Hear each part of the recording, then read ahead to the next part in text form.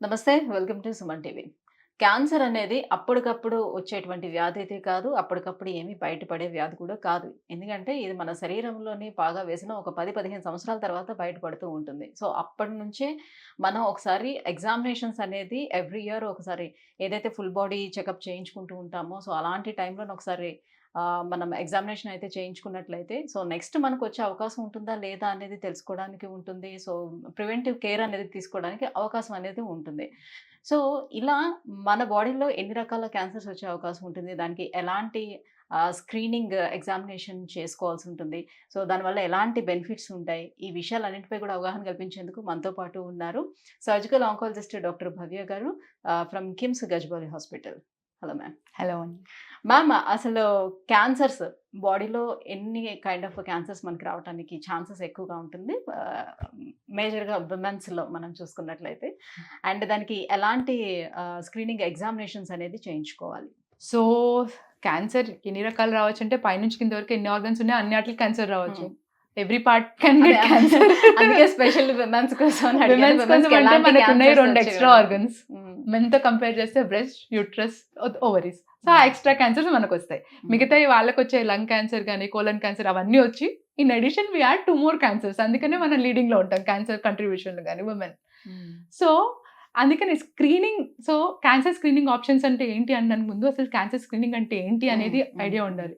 So, cancer screening అంటే cancer రాకముందు are cancer early స్టేజెస్‌లో డిటెక్ట్ చేయడానికి కొన్ని టెస్టులు చేస్తాం అనమాట. అది క్యాన్సర్ స్క్రీనింగ్. హ్మ్.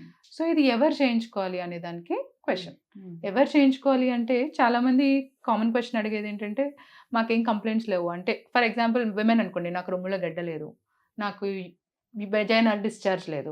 ఏదైనా సరే మనకేమైనా సింప్టమ్స్ తెలిస్తేనే, ప్రాబ్లమ్ అనిపిస్తేనే మనం హాస్పిటల్‌కి వస్తాము. ఏ స్క్రీనింగ్ అయినా అలా చేయించుకుంటాము కాదు. ఏదైనా. క్యాన్సర్ స్క్రీనింగ్ అంటే అలా కాదు. అందుకనే అదే. నేను మొత్తుకునే ఏం లేనప్పుడు రండి. మీరు ఉన్నాక వచ్చారంటే మేము ఇంకా మీకు స్క్రీన్ చేసి కనిపెట్టేదేంటి? హ్మ్. వాట్ ఈస్ దట్ అర్లీ స్టేజ్‌లో కనిపెట్టాలని ట్రై చేస్తున్నాము. మీకు సింప్టమ్స్ ఉండవు అప్పటికి. లేదు ప్రీ క్యాన్సరస్ కనిపెట్టాలి, సింప్టమ్స్ ఉండవు. అందుకనే కదా స్క్రీనింగ్ అంతా వచ్చేది. అండ్ స్క్రీనింగ్ కూడా 100 క్యాన్సర్స్ ఉన్నాయంటున్నామా మనం? ఎన్ని క్యాన్సర్స్? అన్ని క్యాన్సర్స్‌కి స్క్రీనింగ్ ఆప్షన్స్ లేవు మనకి. హ్మ్. మనకున్న స్క్రీనింగ్ ఆప్షన్స్ వెరీ లిమిటెడ్. ఒక 5, 6 క్యాన్సర్స్‌కి గట్టిగా మనకి మంచి స్క్రీనింగ్ ఆప్షన్స్ ఉన్నాయి. కానీ అడ్వాంటేజ్ ఏంటంటే ఆ 5, 6 క్యాన్సర్సే మోస్ట్ కామన్. హ్మ్. అందుకనే ఈ 5, 6 క్యాన్సర్స్‌కి స్క్రీనింగ్ హెల్తీ ఇండివిడ్యువల్. కంప్లెయింట్స్ లేవు, ఫ్యామిలీ హిస్టరీ లేదు. నాకు అటుతరం, ఇటుతరం ఏమీ లేకపోయినా సరే హ్మ్. చేయించుకోవాలి స్క్రీనింగ్ అంటే. అది హెల్తీ క్యాన్సర్ స్క్రీనింగ్ అంటే. సో, మరి ఎలాంటి క్యాన్సర్స్‌కి ఎటువంటి స్క్రీనింగ్ టెస్ట్‌లు ఉంటాయి? సో, మనకి క్యాన్సర్ స్క్రీనింగ్స్ అవైలబుల్ ఇందాక నేనన్నట్టు కొన్నాటిలకి అవైలబుల్ ఉంటాయి. కానీ అవి మోస్ట్ కామన్. సో, ఒకటి బ్రెస్ట్ క్యాన్సర్. బ్రెస్ట్ క్యాన్సర్‌కి స్క్రీనింగ్ ఆప్షన్స్ అంటే మ్యామోగ్రఫీ. డిజిటల్ మ్యామోగ్రఫీతో ఏంటి అడ్వాంటేజ్ అంటే మీకు అది వెరీ ఎర్లీ స్టేజెస్‌లో, అంటే మీకు చేతికి కూడా తగలదు. ఇప్పుడు నా దగ్గరకొచ్చినా సరే ఒక సెంటీమీటర్ అయితేనే గడ్డ నాకు తగిలిద్ది. హ్మ్. డిజిటల్ మ్యామోగ్రఫీలో మీకు మైక్రోస్కోపిక్ అంటే కంటికి కనిపించినప్పుడు కూడా కాల్సిఫికేషన్స్ అనేవి ఆ ఎక్స్‌రే పికప్ చేసేస్తదనమాట. So, earliest stage of detection. So, అందుకనే మనం ఇదివరకు 50 అనేవాళ్ళం, తర్వాత 45 అని, ఇప్పుడు 40 ఇయర్స్ అబోవ్ ప్రతి మహిళ ప్రతి సంవత్సరం. ఇది నేను చెప్పేది యావరేజ్ రిస్క్. యావరేజ్ రిస్క్ అంటే ఫ్యామిలీ హిస్టరీ లేదు, ఇదివరకు రేడియేషన్‌కి ఎక్స్‌పోజ్ అవ్వలేదు, ఇలా అలా జెనెటిక్‌గా ఏమీ ప్రిడిస్పోజిషన్ లేని వాళ్ళకి యావరేజ్ రిస్క్ అంటాం. ఓకే. హై రిస్క్ పేషెంట్స్‌కి మళ్ళీ ప్రోటోకాల్స్ వేరే ఉంటాయి. అవి నేను డిస్కస్ చేయట్లేదు. సో, ఎనీ జనరల్ పబ్లిక్‌కి 40 ఇయర్స్ అబోవ్ బ్రెస్ట్ క్యాన్సర్‌కి ఒక డిజిటల్ మ్యామోగ్రామ్. హ్మ్. ప్రతి నెల ఒకసారి బ్రెస్ట్ సెల్ఫ్ ఎగ్జామినేషన్. ఇవి హ్మ్. 2 చేసుకోమంటాం. నెక్స్ట్ సర్వైకల్ క్యాన్సర్‌కి. సర్వైకల్ క్యాన్సర్ స్క్రీనింగ్‌కి మీకు ఉండే ఆప్షన్ ఏంటి? పాప్ స్మియర్ గాని, హెచ్‌పివి డిఎన్ఏ టెస్టింగ్ గాని. సో, పాప్ స్మియర్ అంటే ప్రతి 3 సంవత్సరాలకు ఒకసారి. ఇదేదో పెద్ద టెస్ట్ ఏం చేసేసాము.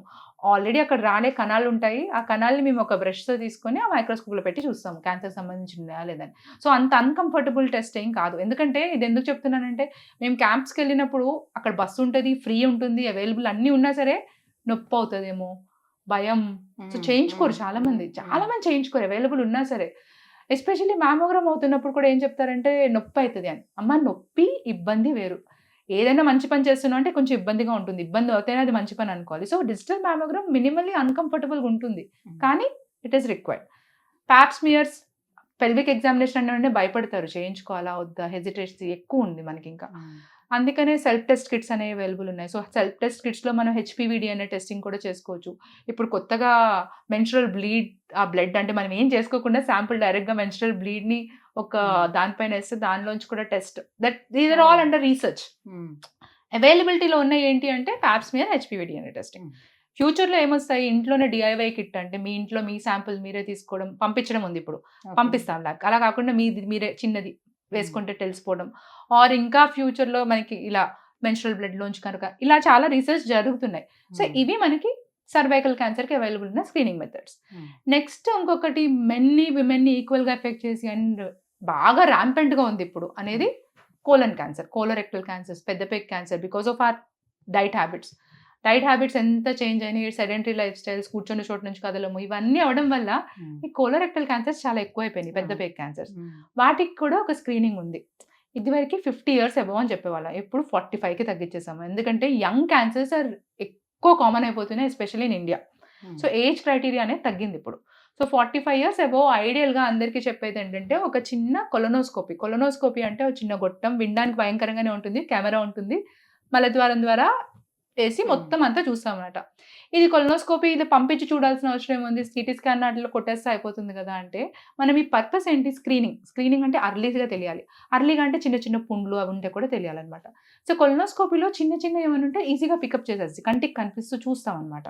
సో అలా పికప్ చేసేసుకోవడానికి ఉంటుంది. ఇది వన్స్ ఎవ్రీ 10 years 10 years ఒకసారి మాత్రమే చేయించుకోమని చెప్తున్నాము.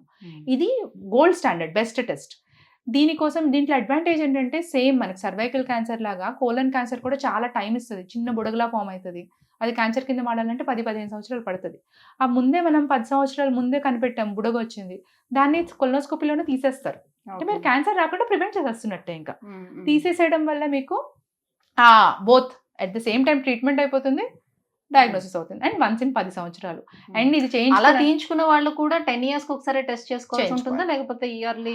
అది కొంచెం మనం తీసిన దాన్ని బయోప్సీకి పంపిస్తాం కదా, ఆ బయోప్సీలో చాలా వేరియేషన్స్ ఉంటాయి, డిస్ప్లేషియా, హైపర్ప్లేషియా, అవి బాగా ఉంటాయి. వాటి బట్టి నెక్స్ట్ ఫ్రీక్వెన్సీ డిసైడ్ చేస్తాం, నెక్స్ట్ ఎప్పుడు స్క్రీనింగ్ అయ్యేది అనేది. ఆ బయోప్సీలో ఏం తీసాము, దాని సైజ్ ఏంటి, దాన్ని అన్ని పెడంకులేటెడ్, వాటి బట్టి డిసైడ్ చేస్తాం అనమాట, ఫైండింగ్స్ బట్టి. సో అది ఇట్ క్యాన్ బి పర్సనలైజ్డ్, జనరల్గా చెప్పలేము. సో మీకు ఈ కొలనోస్కోపీ చేయించుకొని ఎనస్థీషియా ఇస్తాం. ఇప్పుడైతే ఎనస్థీషియా ఇవ్వకుండా ఎవరికి చేయట్లేదు. ఎనస్థీషియా అంటే మీరు నిద్రపోయి ఉంటారు, కొలనోస్కోపీ మీరు రూమ్లోకి వెళ్తారు, ఆ తర్వాత మీకు ఏం తెలియదు. ఇది నేను ఎందుకు చెప్తున్నానంటే, ఫర్ మై ఓన్ డాడ్ నేను 2-3 సంవత్సరాలు పట్టింది ఆయన హాస్పిటల్ తీసుకెళ్ళడానికి. ఆయన ఒప్పుకోవట్లేదు, లైక్ ఎవరన్నా ఒప్పుకోరు మీరు at the end of the day. So ఏమి ఇవ్వరంట. ఆ తర్వాత చేయించిన తర్వాత ఒక అరగంటలో అయిపోయిన తర్వాత ఇంతేనా అంటే బిఫోర్ డే నుంచే మొత్తం అంతా స్టమక్ అంతా ఖాళీ చేయాలి. సో హెజిటెన్సీ ఉంటుంది. బట్ ఈ చిరంజీవి గారు రీసెంట్ గా ఒక చోట నేను చేయించుకున్నాను అని చెప్పారు. దాని తర్వాత చాలా మంది చేయించుకున్నారు. So celebrities actually should start talking, వాళ్ళ స్క్రీనింగ్ ఏం జరుగుతుంది బాగా ఇన్ఫ్లుయెన్స్ ఉంటుందండి. మనం ఎన్నిసార్లు చెప్పినా వినని వాళ్ళు ఒకసారి చిరంజీవి గారు చెప్పిన వెంటనే చాలా మంది వింటారు.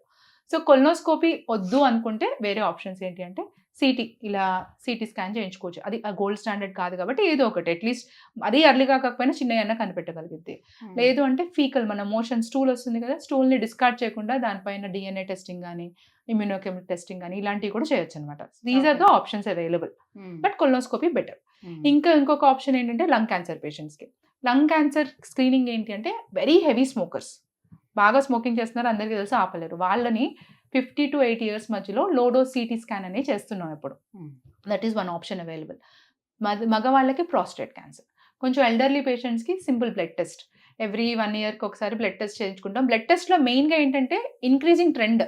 ఈ సంవత్సరం ఒక వాల్యూ ఉంది, 0.2 ఉంది, అది నార్మలే. కానీ నెక్స్ట్ ఇయర్ 0.4 అయింది, అది నార్మలే. కానీ మీకు ఒక ట్రెండ్ ఇంక్రీజ్ అవుతుంది చూడండి, అది నోటీస్ చేసుకోగలుగుతాం. సో అదొకటి యాడెడ్ మేల్లో చేయించుకోవాలి.